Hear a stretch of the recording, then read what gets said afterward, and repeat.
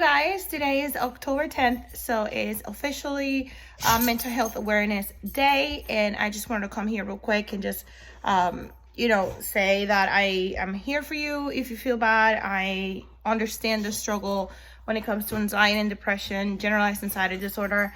I started with anxiety when I was pretty young, probably when I was like 16, 17, and it escalated to a point that I was diagnosed eventually generalized anxiety disorder. If you don't know what that is, you can Google it, but I can just say also that, it's very hard to live with it. In fact, my psychiatrist said one time that sometimes it's even harder than psychotic diseases like schizophrenia and bipolar, because these people don't even realize that they're going through them and other people have to bring them in. So with anxiety, you are constantly on a fight. It's a fight with your mind, and it's not like the regular I just feel anxious or I'm very stressed because I have an exam. Yeah, that's part of it. But it's like this disease is able sometimes to make you feel like you're completely healed, and sometimes it makes you feel like you're totally disabled for life. So it's very important to check with our doctors and our mental health constantly, because it's one of those things. The good thing is that it's one of those things that doesn't happen like one day to the other. It just progressively happens, and to the point that it blows up, and then you have to do all the same back again to get back to be yourself and what you who you are, like normally, like in every day, be able to work and all this stuff. I had a very bad crisis in 2017 where I was diagnosed with this generalized anxiety disorder. So as a mental health patient, I'd say I give myself a pat in the back every day for little accomplishments that other people take for granted, like sometimes brushing your teeth, washing your hair, sleeping 8 hours, eating on time, making sure you're swallowing that food when you're like that. You stop like distracting yourself when you have a lot of things going on in your mind. It's hard. It is freaking hard. And there's many treatments for this, and I'm grateful to have the support that I have with my family, my doctors, my psychologist.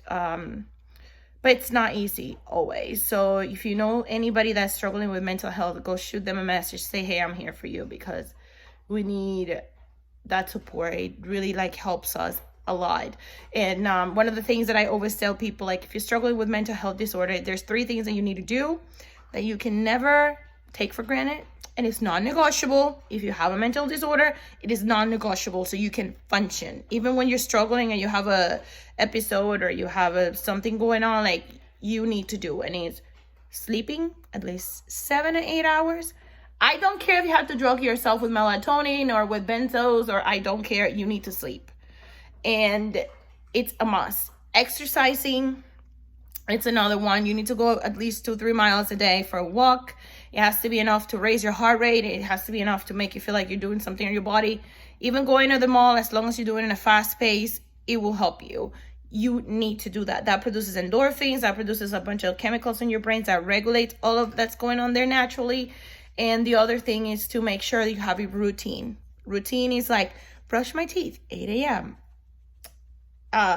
Do my hair 9 a.m. Take a shower 10 a.m.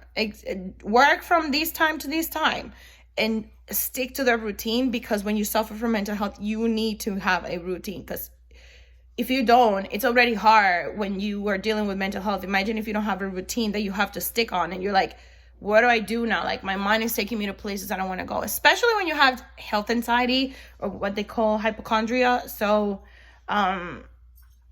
yeah, I just wanted to come here and say I feel you. If you can keep us in your prayers and in your thoughts, we always appreciate that. And hey, there's many months that you don't feel anything and you feel like you're completely healed. So it's a tricky one, but it's always regularly having those 3 things that are going to help you to function. Because if you suffer from anxiety, in my case, or depression, or I don't know, any other illnesses, there's one of those things that you realize need to have so you can function. And then also know your triggers and all that bunch of stuff. Seek help. Seek help. It's okay. People see okay. People see as normal when you have a heart problem and a cancer or something weird. So why not mental health? It's okay. We're normal people. I actually had the experience. I was terrified, and this is just part of my, well, I don't want to share that, but I was terrified of other mental illnesses, and I met someone that had one of those mental illnesses, and then I realized it's okay. So it's, it's hard for everybody involved and their families. So prayers are always useful. All right, my friends. Maxi, I'm folding clothes here right now. So we are going to go now and do the rest of our day. We have a movie on Monday. So, yeah, I love you guys.